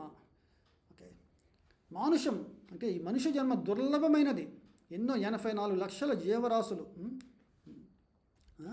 మరి అటువంటి దుర్లభమైన మానుష జన్మలో ఉన్న నువ్వు భగవంతుడి సంబంధం ఏర్పరచకపోతే జంతు ప్రవృత్తే కదా అనేది, ఆ జంతు ప్రవృత్తిలో సుఖము శాంతి ఎలా కలుగుతుంది అనే ఒక ప్రశ్న ఇక్కడ భగవంతుడు చెప్తున్నారన్నమాట. ఓకే, సో ఇక్కడ చివర సారాంశంగా అంటే కంక్లూషన్ చేస్తున్నారు. విహాయ కామాన్య సర్వాన్ పుమాంశ్చరతి నిస్పృహ నిర్మమో నిరహంకార శాంతిమధిగచ్చతి. ఓకే, సో ఇంద్రియ భోగానుభవ ఓకే ఈ ఇంద్రియ భోగాల నుంచి అనుభవం ఉంటుంది కదండి, కోరికలు, వాటన్నిటిని త్యజించి నిష్కామముగా జీవించువాడు, ఇంద్రియాల మీద మమకారము అహంకారములు విడిచిపెట్టినవాడు అతను మాత్రమే నిజమైన శాంతిని పొందగలడు అని చెప్పారన్నమాట. ఓకే, అంటే మనం చేసిన ప్రతి పనికి ఓకే 2 రకాలుగా ఆలోచించవచ్చు. ఈ పని సక్సెస్ అయినా ఫెయిల్ అయినా కారణం నేను కాదు, భగవత్ ప్రేరణ వల్లనే అది జరుగుతుంది. నా యొక్క బుద్ధి ఆయన ఇచ్చిందే కదా, నా యొక్క శరీరం ఆయన ఇచ్చిందే కదా, ఓకే, దానివల్లనే నేను రకరకాల ఓకే మన కార్యకలాపాల్లో ఓకే లైక్ జయము అపజయము కలుగుతుంది. సో దీనికి సమస్తమైన ఓకే ప్రొప్రైటర్ అంటారు. ప్రొప్రైటర్ అంటే ఎవరంటే ఇప్పుడు షాప్లో కూర్చుంటాడు ఒక ఎంప్లాయ్. ఓకే, ఏదైనా లాభం వచ్చిందనుకోండి, ఆ లాభాన్ని నాకు ఇవాళ భలే లాభాలు వచ్చాయని అనుకోరు. లేదా బ్యాంకులో క్యాషియర్ ఉన్నాడు, ఈరోజు కొన్ని కోట్ల టర్న్ ఓవర్ క్యాషియర్ వస్తాయన్నమాట. ఈరోజు నేను కోటీశ్వరుడు అయిపోయాను అనుకోరు.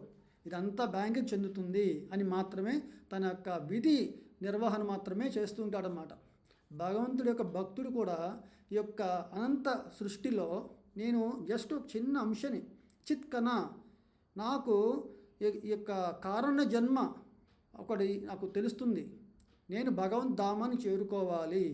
మరి అటువంటి సంకల్పం ఉన్న నాకు నేను చేసే ప్రతి పని భగవంతుడి ప్రేరణతోనే జరగాలి. అంటే భగవద్గీతలో ఏం చెప్పారు, నేను అలాగ నడుచుకోవాలి, అటువంటి నడవడిక నాకు ఉండాలి అని ఎవరైతే వాళ్ళ జీవితాన్ని తీర్చిదిద్దుకుంటారో వాళ్ళే నిజమైన శాంతిని పొందగలరు. సో ఇక్కడ కృష్ణుడు ఫైనల్గా శ్లోకంలో ఇదియే ఆధ్యాత్మికము. మన ఆధ్యాత్మిక మనంగానే ఫస్ట్ అనుకుంటాము పిల్లవాడికి వైరాగ్య స్థితి అంటే ఇంక చదువు లేదు, సంధ్య లేదు, ఉద్యోగం లేదు, ఓకే ఎక్కడో సన్యాసం తీసుకొని కాషాయం ధరించి ఊళ్ళు పట్టుకుపోయి తిరిగిపోతాడు అని ఏదో చెప్తూ ఉంటారు అన్నమాట. ఓకే, మనకి చూపించే కొన్ని బయట సినిమాలు కానీ ఏదైనా సరేనండి. కానీ ఆధ్యాత్మికతం అంటే ఇందా చెప్పుకున్నా సార్, యోగ కర్మసు కౌశలం అంటే మనం చేసిన పని చాలా పర్ఫెక్షన్గా ఎక్స్పర్ట్గా చేయాలంటే కర్మ రాహిత్యంగా అంటే మరలా దానివల్ల నాకు ఎటువంటి ఓకే ఇప్పుడు మనము చూస్తారండి కొంతమంది తన ప్రాఫిట్స్ సంపాదన చేస్తున్నారు. ఓకే, ఫర్ ఎగ్జాంపుల్ ఒకరు ఇన్వెస్ట్మెంట్ చేస్తున్నారు. ఓకే, వాళ్ళు ఏం ఆలోచిస్తారండి, నేను గవర్నమెంట్కి అనవసరంగా ఎక్కువ ట్యాక్స్ రూపేణా నా యొక్క పోకుండా ఏ పాలసీ అయితే ఉందో అటువంటివి తీసుకోవడం వల్ల నాకు ఎక్కువ రిటర్న్స్ ఉంటాయి అని చూస్తారు కదండి. సేమ్ ఇక్కడ కూడా అంతే. ఒక భగవంతుడి యొక్క భక్తుడు చాలా ఇంటెలిజెంట్ చతురుడు. ఆ చతురుడు ఏం చేయగలుగుతాడు, నేను చేసిన ప్రతి పనికి నాకు రిటర్న్స్ అనేది ఎంత ఉండాలంటే భగవంతుణ్ణే సంతోషపరచగలిగే రిటర్న్స్, భగవద్ధామానికి చేరుకోగలిగే రిటర్న్స్. ఓకే, అది నా ఇన్వెస్ట్మెంట్, నా టైం అంతా. అటువంటి ఆధ్యాత్మికము అయిన దివ్యమైన జీవన విధానాన్ని ఎవడైతే అంటే ఏ మానవుడైతే పొందగలుగుతో ఓకే, అది కాక ఇంకా చెప్పారు మరణ సమయం నందును కూడా అట్లాగే స్థితుడైనప్పుడు భగవద్ రాజ్యమును ప్రవేశించగలడు అని చెప్పి ఈ 2వ అధ్యాయంలో సారాంశాన్ని చెప్పారన్నమాట. ఓకే, హరే కృష్ణ. నాకు తెలిసి ఇక్కడ ఉన్న అందరికీ నేను చాలా చాలా నెమ్మదిగా వెళ్తున్నాను కొన్ని వివరణ చేయడానికి. 2వ అధ్యాయము చాలా ఇంపార్టెంట్ అండి. అంటే ఈ గీతాసారంలో మనం ముఖ్యంగా అర్థం చేసుకోవాల్సింది క్షత్రియోచితమైన ధర్మం అనుసరించాలా లేదా భాగవత ధర్మాన్ని అనుసరించాలా అనే దాని మీద శ్రీకృష్ణ భగవానుడు అర్జునుడికి ప్రస్తావించారు. మొత్తం ఇదంతా ప్రస్తావన చేశాక మనకి అర్థమైనట్టుగా అర్జునుడికి అర్థం కాలేదండి. ఎందుకంటే మనకి శ్రీల ప్రభుపాదుల వారి యొక్క భాష్యము అనువాదము తాత్పర్యాలతో మనకి ఇంత బాగా అవగాహన అయింది, మీ అందరికీ అర్థమైంది. కానీ అర్జునుడికి ఇంకా అర్థం కాలేదు. ఒక 10 నిమిషాలు మనం చర్చించుకుందాము. అర్జునుడి ప్రశ్న ఏంటి ఇప్పుడు, ఇంత గీతా సారాన్ని విన్నాక ఇక డౌట్ ఏంటి ఇంకా అర్జున, ఓకే ఇక నువ్వు ఉత్తిష్ట అంటే లెగిసి ఇంక యుద్ధాన్ని చెయ్యి అని చెప్పేసి ఆల్రెడీ చెప్పబడింది.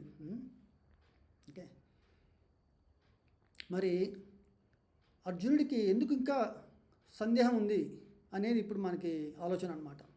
ఇక్కడ 3వ అధ్యాయంలో ఓకే, ఈ 3వ అధ్యాయం యొక్క టైటిల్ భగవద్గీత యథాతథము 3వ అధ్యాయము కర్మయోగము. మరి కర్మయోగం గురించి అర్జునుడికి ఇంకా పూర్తిగా అవగాహన కావాలి. ఎందుకు ఏంటని ఇప్పుడు చూద్దాము. అర్జున వాచ జ్యాయసి చేత్ కర్మనస్తే మతా బుద్ధిర్జనార్దన తత్కిం కర్మని ఘోరే మాం నియోజయసి కేశవ. ఓ కృష్ణ, నువ్వు కామ్య కర్మము కంటే ఈ బుద్ధి యోగమే ప్రశస్తమని చెప్పావు కదా, మరి ఈ ఘోరమైన యుద్ధమునందు నన్నెందుకు ఉపయోగించాలనుకుంటున్నావు అని క్వశ్చన్ అనమాట. అంటే అర్జునుడి దృష్టిలో యుద్ధం చేయటం అనేది కామ్య కర్మము అని ఆయన అనుకుంటున్నాడు. కానీ మనకేమర్థమవుతుంది, ఇది బుద్ధి యోగముగా తన యొక్క క్షత్రియ ధర్మాన్ని అనుసరించవచ్చు. అంటే తనకున్న స్కిల్స్, తనకున్న టాలెంట్ని భగవంతుడి సేవకి వినియోగించవచ్చు. ఎలాగైతే హనుమంతుల వారు స్కిల్స్ ఉన్నాయి, ఆయనకి తెలియదు మొదట తను ఎంత గొప్ప వ్యక్తో. ఓకే, సో ఆయన చూస్తున్నాడు అన్నమాట, ఎట్లాగా నేను ఈ సముద్రాన్ని దాటి సీతాదేవిని దర్శనం కలగాలి నాకు అని చెప్పేసి ఆలోచిస్తున్నాడు. ఓకే, సో అప్పుడు తన యొక్క శక్తి పాఠవాన్ని తనకు తెలిసినప్పుడు జాంబవంతుడి ద్వారా ఆయన గురుతుల్యుడు అయిపోయాడు అనమాట అక్కడ. జాంబవంతుడు చెప్పగా తన శక్తిని తెలుసుకున్నాడు.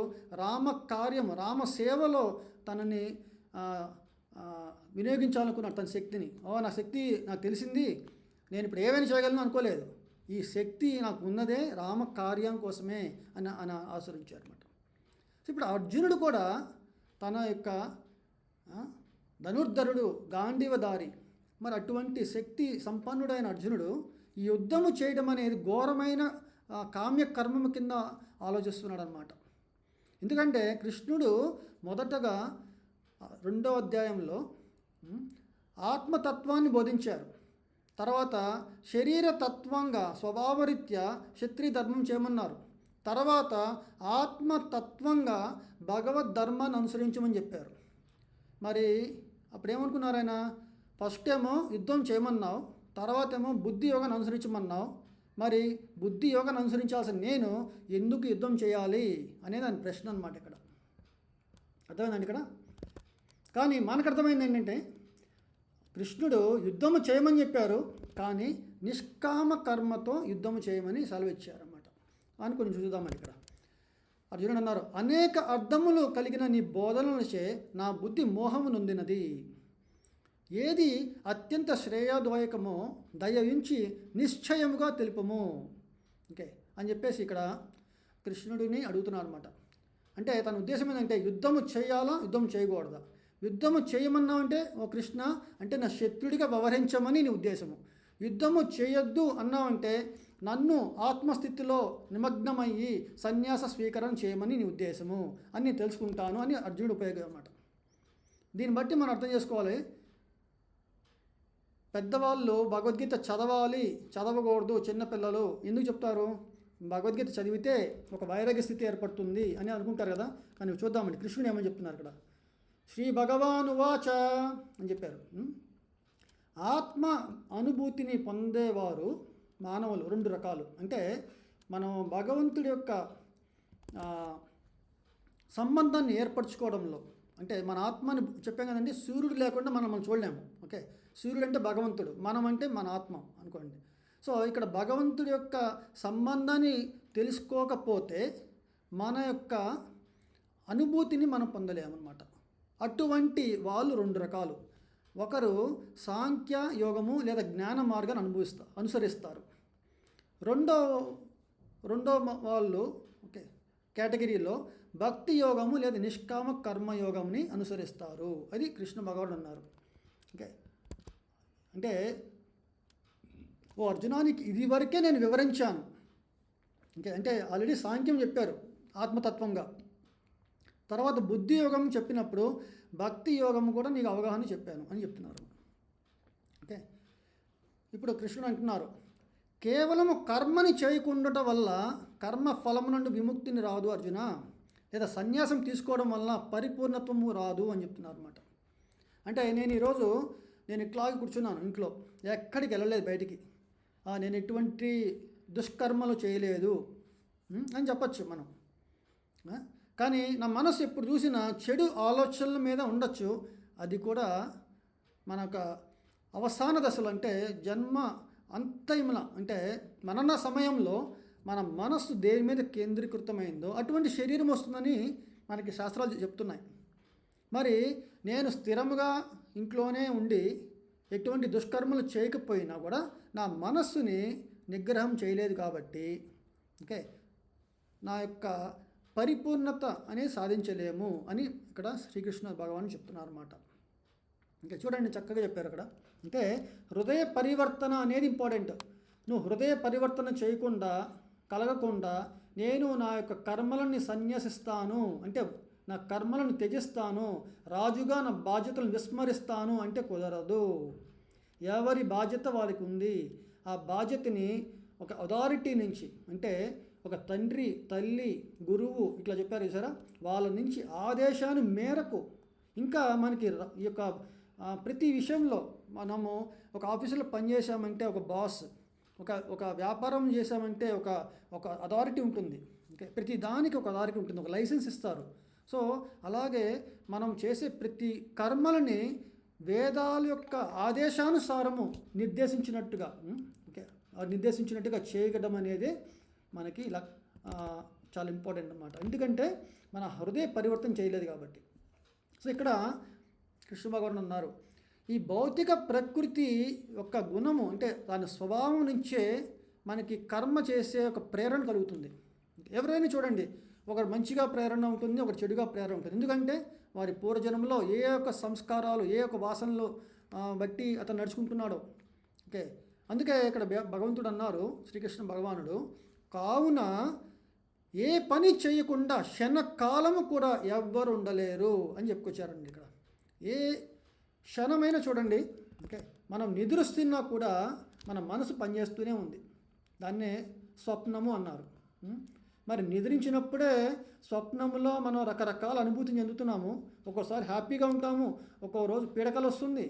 మరి అటువంటప్పుడు మన హృదయ పరివర్తన, ఓకే, ఆత్మ యొక్క స్థితి, ఇందాక చెప్పిన మనస్సు యొక్క స్థితి, విశుద్ధ బుద్ధిని కలగకుండా శాంతి లేదు. శాంతి లేకపోతే సుఖం ఎక్కడ వస్తుంది అన్నారు చూసారా. ఓకే, అది కృష్ణ భగవాన్ చెప్తున్నారు అన్నమాట.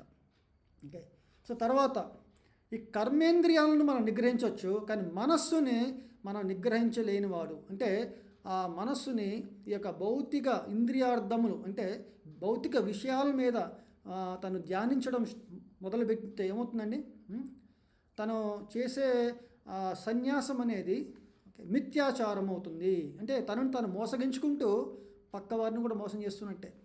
నేనేమో చూడడానికి బాహ్యంగా ఓకే నేను సన్యసించాను, అన్నిటిని త్యజించేశాను అని చెప్పచ్చు, కానీ నా మనస్సుని నేను నిగ్రహించలేదు, అదుపు చేయలేదు, ఓకే, కంట్రోల్ చేయలేదు.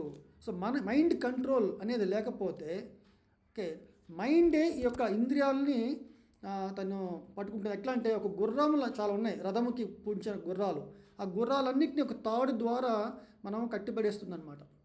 ఓకే, కళ్యం అంటారు చూసారా, ఆ కళ్యం అనేది మనస్సు.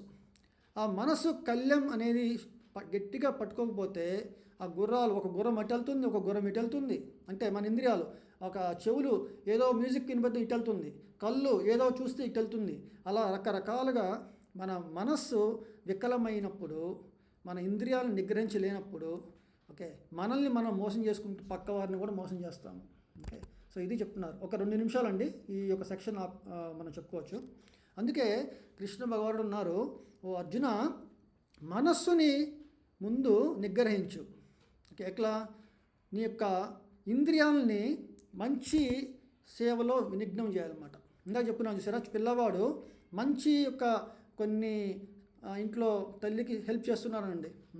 తను చేసే అల్లరి పనుల కంటే తల్లి చెప్పింది సరే నువ్వు కుమ్మిడికాయలు దంచరా అంటారు. చిన్నప్పుడు మాకు అదొక పని మేము చూసేవాళ్ళం అన్నమాట. కుమ్మిడికాయలు ఇచ్చేవాళ్ళు, ఓకే నీకు ఎంత టైం కావాలి దంచుకో అని చెప్పేవారు అనమాట. సో అట్లా దంచుతుంటే మాకు చాలా బాగా సౌండ్ వచ్చేది, చాలా టైం పాస్ అయ్యేది అనమాట. సో అట్లాగా ఇంట్లో వాళ్ళకి కూడా అందరికి హ్యాపీ, వీడు చాలా మంచి పని చేసేటారు వాళ్ళనేవారు.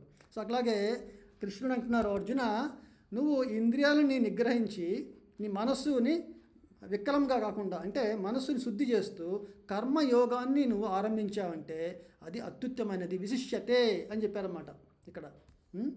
తర్వాత ఈ విధంగా నీ విద్యుక్త ధర్మమును శ్రద్ధగా నిర్వర్తించుము.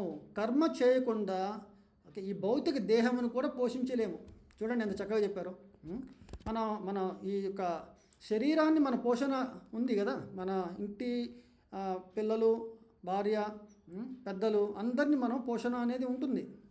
మరి మనం పని చేయకపోతే ఎలా పోషణ వస్తుంది, మెయింటెనెన్స్ ఎలా చేయగలుగుతాము? సో కృష్ణుడు అన్నారు ఇక్కడ, కర్మ చేయకుండా మామూలుగానే ఒక క్షణం ఉండలేము. అసలు ఆ పక్కన పెట్టిన నిన్ను నీవు పోషించుకోవడానికి కూడా ఓకే, కర్మ చేయాల్సిందే అని చెప్పారన్నమాట. అందుకే ఈ సెక్షన్లో లాస్ట్ శ్లోకం అండి ఇది. సో చాలా ముఖ్యమైన శ్లోకం ఇది, మనం స్మరణం చేసుకోవాలి. యజ్ఞార్థాత్ కర్మ నోన్యత్ర లోకోయం కర్మబంధన తదర్థం కర్మ కౌంతేయ ముక్త సంగ సమాచర. విష్ణువు కొరకై యజ్ఞ రూపమున కర్మను అనుసరించవలను, లేనిచో ఈ భౌతిక జగత్తున కర్మబంధము కారకము కాగలదు. అందుచే ఓ కుంతీపుత్ర, విష్ణువు ప్రీత్యర్థమే నీవు విద్యుక్త ధర్మములను అనుసరించుము. ఇంత చక్కగా చెప్పారు చూసారండి. ఇక్కడ మనం బాగా అర్థం చేసుకోవాల్సింది ఒకటే, కర్మను చేయాల, కానీ ఎలా చేయాలి? యజ్ఞ రూపముగా చేయాలి. దీని గురించి వచ్చే వారం చాలా వివరంగా చెప్తామండి. నేను కొన్ని అధ్యాయాలు ఓకే ఎక్కడ కొంచెం సమయాన్ని ఎక్కువ కేటాయించాలో, అంటే టైంని ఎక్కువ స్పెండ్ చేయాలో అక్కడ చేస్తాను. లేదంటే కొన్ని శ్లోకాలని మనం చెప్పుకొని మ్యాక్సిమం ఇంకో 2-3 వారాలు ఎక్స్ట్రా అంతే. అన్ని చాప్టర్స్ని 18 వారాలు అనుకున్నాము. ఓకే, ఒక 20 లేదా 25 వారాల్లో ఈ భగవద్గీతని సంపూర్ణంగా అందరూ అవగాహన చేసుకొని తర్వాత మళ్ళీ ప్రతి శ్లోకాన్ని ముఖ్యమైనవన్నిటిని ఒక్కొక్క శ్లోకాన్ని ఒక్కొక్క రోజు మనం విషయంగా చెప్పుకోవచ్చు. కానీ ముందు అందరికీ మనలో అప్లికేషన్ అంటే ఏమిటి, ఈరోజు ప్రవచనం విన్నాను, దీనివల్ల నాలో ఏ మార్పుని తీసుకురావాలి అని మనం ప్రశ్నించుకోవాలన్నమాట. ఓకే, అది చాలా ఇంపార్టెంట్. ఓకే, ఆత్మ పరిశీలన అన్నారు. సో ఈ ఆత్మ పరిశీలన అనేది మనకి ఏం చేయాలంటే, మొదటగా ఒక చాలా పెద్ద పవర్ఫుల్ ఇంజన్తో హై ఫీచర్స్తో ఉన్న ఒక కారు ఉందండి. హై ఫీచర్స్ మీరు చూస్తుంటారు, అది 200 స్పీడ్ వెళ్ళగలరు, 200 కిలోమీటర్ల స్పీడ్. ఆ కారులో ఒక అతను వెళ్ళి డ్రైవ్ చేస్తూ ఉన్నాడు. అన్ని ఫీచర్స్ ఉన్న ఆ కార్ని డ్రైవింగ్ చేయాలంటే ఓకే తనకి ఎంత ఎక్స్పీరియన్స్ ఉండాలండి. అలాగే ఈ శరీరంలో మన ఇంద్రియాలు జంతువులన్నిట్లో కన్నా చాలా ఉత్తమమైన ఇంద్రియాలు అన్నమాట మనకి. మీరు చెప్పచ్చు కొన్ని జంతువులకి కొన్ని ఇంద్రియాలు చాలా పవర్ఫుల్గా ఉంటాయి, కానీ అన్నీ కలిపి పనిచేసే ఆ బుద్ధి, ఆ మేధస్సు ఉన్న ఇంద్రియాలకి చాలా ఉన్నతమైన స్థానం ఉందన్నమాట. అందుకే మనుష్య జన్మ దుర్లభమైనది. మరి అటువంటి మనుష్య జన్మలో అటువంటి విజ్ఞానము ఉన్న మనము అది దుష్కర్మలకి చేయొచ్చు, సత్కర్మలకి చేయొచ్చు. మరి సత్కర్మలను చేయాలన్న సద్భావం అనేది ఏర్పరచుకోవాలంటే సాధువుల సాంగత్యంలో ఉండాలి.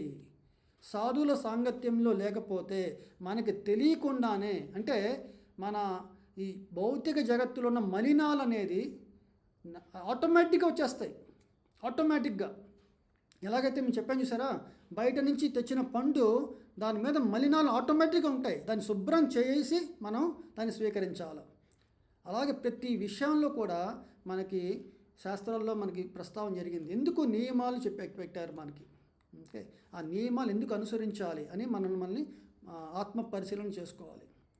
ముఖ్యంగా ఈరోజు నేను చెప్పాల్సింది ఏంటంటే, అందరూ ప్రతిరోజు ఉదయాన్నే బ్రహ్మముహూర్తంలో ఒక్క మాల అంటే 108 సార్లు హరే కృష్ణ మహామంత్రాన్ని హరే కృష్ణ కృష్ణ కృష్ణ హరే హరే, హరే రామ రామ రామ హరే హరే. ఇలాగ మీరు కానీ ఓకే నేను చేసినప్పుడు మీరందరూ కాము కూర్చోకూడదండి. ఓకే, నాకు తెలియదు ఎంతమంది కాముగా ఉన్నారో, మీరందరూ వీడియో పెట్టలేదు కాబట్టి, కానీ అందరూ చేతులు ఎత్తి ఒకసారి భగవంతుడికి సంతోషం కలిగేలాగా, ఆయనకి వినపడేలాగా నా యొక్క కష్టాలని, అంటే ఈ భవబంధాలు చిక్కుకుని నన్ను విస్మరించి ఈ చాలా కార్యకలాపాల్లో వినమగ్నం అయిపోయి ఉన్నాను ఓకే అని చెప్పేసి మనల్ని మనం పరిశీలించుకోవాలి. భగవంతుడికి మనకి ఆ సంబంధాన్ని ఏర్పరచుకోవడానికి మనం చాలా హార్ట్ ఫెల్ట్ ప్రేయర్స్ అనేవి చేయాలన్నమాట. ఓకే, హరే కృష్ణ. సో ఇంతటితో ఈ యొక్క ప్రవచనాన్ని మనం ముగిద్దాము. సో వచ్చే వారము ఈ కర్మయోగంని మొత్తము మనం అవగాహన చేసుకుందామండి ఈ యొక్క అధ్యాయంలో, 3వ అధ్యాయము. ఓకే, హరే కృష్ణ. గ్రంథరాజ్ శ్రీమద్ భగవద్గీతకి జై, జగద్గురు శ్రీలా ప్రభుపాదకి జై, సమవేత గౌర భక్త వృందకి జై. హరే కృష్ణ కృష్ణ కృష్ణ హరే హరే, హరే రామ రామ రామ హరే హరే. హరే కృష్ణ. అందరికీ ధన్యవాదాలు. Hare Krishna Prabhuji. Hare Krishna. Thank you Prabhuji. Hare Krishna. Hare Krishna. Thank you Prabhuji. Hare Krishna. Hare Krishna అండి. హరే కృష్ణ ప్రభుజీ. హరే కృష్ణ.